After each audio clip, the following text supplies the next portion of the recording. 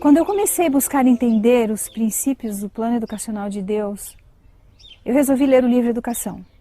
E eu confesso que a primeira vez que eu li, eu achei os conceitos muito abstratos e eu não conseguia entender como aplicar aquilo à educação das minhas filhas.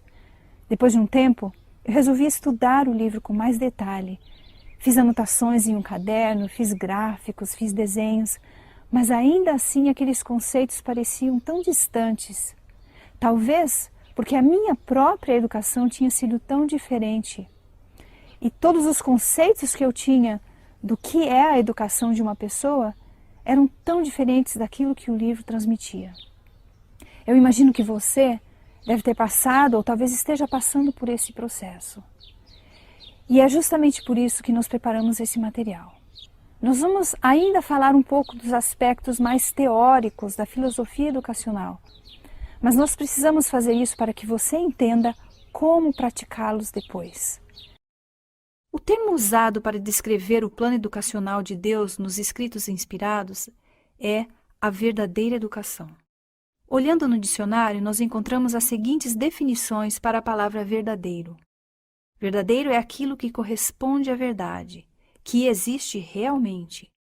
É real, autêntico, genuíno, é verídico, fiel, legítimo. Que é realmente o que parece. Puro. Muito interessante esses termos, porque todos eles se aplicam ao plano educacional de Deus. Poderíamos dizer então que a verdadeira educação é aquela educação que é genuína, real, a legítima, conforme o plano de Deus. Esse termo verdadeira educação às vezes parece um pouco presunçoso, né? Porque a gente pensa em verdadeira educação, quer dizer que as outras são falsas. Mas eu acredito que a ideia é porque Jesus é o caminho, a verdade e a vida. E o que é verdadeiro só pode vir dele. Quando ele fala em caminhos, mesmo caminho, ele diz que só tem dois caminhos, o caminho estreito e o caminho largo.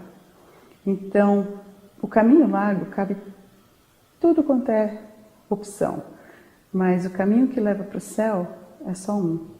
Mas esse caminho que tem tantas opções, ao mesmo tempo, ele também leva só para um lugar, que é longe, distante de Deus. Então, em termos de educação, eu acredito que funcione da mesma maneira. Verdadeira educação é aquela educação que preza pela verdade. Jesus sendo a verdade é aquela que foca em Jesus. La verdadera educación es toda educación que ensalce a Dios y que ponga a Dios en primer lugar. Pablo dijo en Colosenses que por Dios, por Cristo, todas las cosas subsisten, y sin Él ninguna de las cosas existirían. Como por ejemplo, si yo hablara de ciencia, Pablo habla que hay falsa ciencia, que hay una ciencia extraña. Si yo agarro la ciencia y quito a Dios de la ciencia, entonces realmente eso no es educación verdadera, pasa a ser una educación peligrosa, y eso es por eso es que Pablo habla que es una falsa ciencia. Mas si yo agarro la ciencia y yo explico a la ciencia en el contexto que ya Dios me reveló, entonces eso es verdadera ciencia, eso es verdadera educación. Puede ser exactamente lo mismo con la música. Si yo estoy aprendiendo música, si estoy tocando algún instrumento y quito a Dios del centro de la música, entonces no es verdadera educación. Sí, pasa lo mismo con cualquier trabajo práctico, pasa lo mismo con cualquier ciencia. Está a sabedoria com os idosos e na longevidade o entendimento? Não. Com Deus está a sabedoria e a força. Ele tem conselho e entendimento. Jó 12, 12 e 13. Porque o Senhor dá a sabedoria e da sua boca vem a inteligência e o entendimento. Provérbios 2, 6. Quando a gente fala de educação, quando a gente pensa em educação, normalmente nós visualizamos uma escola, porque escola é o sumo, é o ápice de onde se aprende. É a instituição que foi feita para se aprender. Mas quando Deus fala de educação, Ele diz que Ele tem uma ideia mais ampla, uma ideia mais alta, um objetivo mais amplo e mais alto que o nosso. Que o nosso é muito restrito. E quando eu li isso, eu fiquei pensando, o que Ele quer dizer com isso? A gente imagina as melhores escolas, né, para os nossos filhos, a gente imagina para nós mesmos, as melhores instituições de ensino e quanto mais que eu posso fazer minha faculdade, meu mestrado, meu doutorado, meu pós-doutorado, né? Nunca acaba, como diz o Salomão, que o estudar de livros nunca acaba. Mas quando Deus se refere a isso, ele tem uma ideia diferente da nossa. A verdadeira educação é mais do que um processo cognitivo, onde nós absorvemos um conhecimento como um fim em si mesmo. Hoje em dia o modelo educacional ele se baseia justamente nesse processo cognitivo, o acúmulo de conhecimento. E geralmente esse conhecimento ele se centraliza na pessoa como um fim dela ter sucesso, ganhar dinheiro, atingir os objetivos da vida, manter a família, mas não necessariamente tem um objetivo maior. A Bíblia apresenta a verdadeira educação como sendo algo que beneficie toda a humanidade através de famílias ou de indivíduos. E todos os indivíduos, todas as pessoas, deveriam estar envolvidas nesse processo da verdadeira educação. A definição mais completa que temos da verdadeira educação talvez seja o que encontramos no livro Educação, página 13, que diz: a verdadeira educação significa mais do que a prossecução de um certo curso de estudos. Significa mais do que a preparação para a vida presente. Visa o ser todo e todo o período da existência possível ao homem. É o desenvolvimento harmônico das faculdades físicas, intelectuais e espirituais.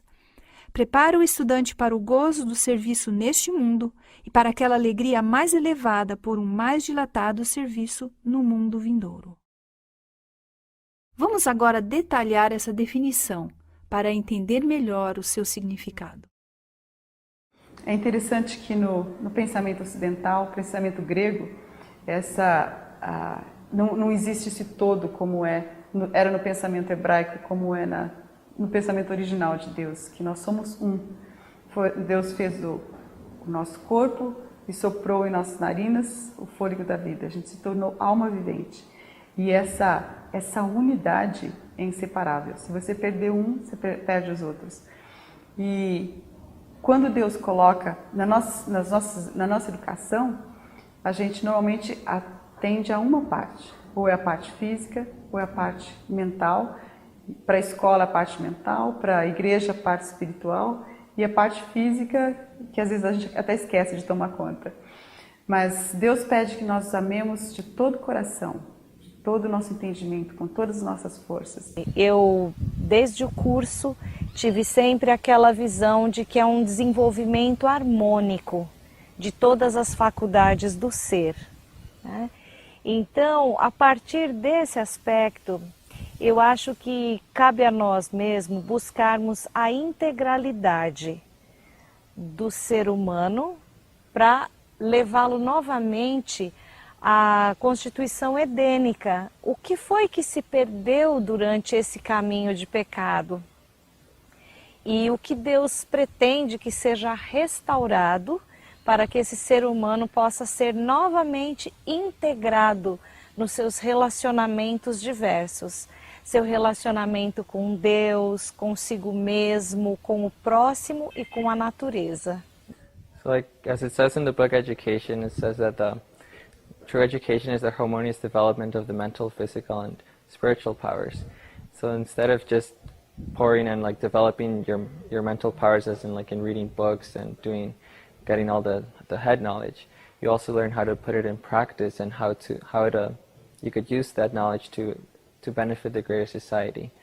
It also is not just getting education for education's sake, for the temporal benefits that it provides you here on earth, but it's also getting to know God better and to know our relationship with God, how the great controversy that we're in, and all that involves part of true education as well. Se a gente só parasse aqui para pensar em educação, a gente já veria que o escopo é realmente muito maior. Porque a ideia é de que a preparação é para quê? Não é para que eu ganhe mais, não é para que eu possa manter a minha família, não é somente para que eu me desenvolva, mas é para o serviço. Mais do que isso, fala que é para o gozo do serviço neste mundo. e para aquela alegria mais elevada por um mais dilatado serviço no mundo vindouro. E o interessante é que, quando a gente vai para o último capítulo do livro Educação, que é a Escola do Além, termina dizendo o seguinte: em nossa vida aqui, posto que terrestre e restrita pelo pecado, a maior alegria e mais elevada educação, de novo, a mais elevada educação, se encontram no serviço em prol de outrem. E no futuro estado, então aqui, lembra que falava que era para cá e para o além? Então, para cá é no serviço em prol do outro. E na eternidade, para que serve a educação? E no futuro estado, livres das limitações próprias da humanidade pecaminosa, será no serviço que se encontrará a nossa máxima alegria e mais elevada educação. A nossa alegria até no futuro vai estar em quê? Em serviço. Como nós vimos aqui, então, o plano educacional de Deus é muito mais do que o que normalmente consideramos ser a educação de uma pessoa, a escolarização. Vamos olhar esse quadro e fazer uma comparação. A duração da verdadeira educação é a vida inteira, não apenas a vida neste mundo, mas a vida eterna.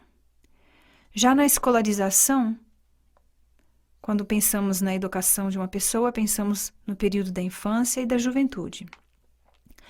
A fonte da verdadeira educação é Deus. Tudo vem de Deus, todo conhecimento e toda sabedoria. Na escolarização é o homem, os pensamentos e as ideias do homem.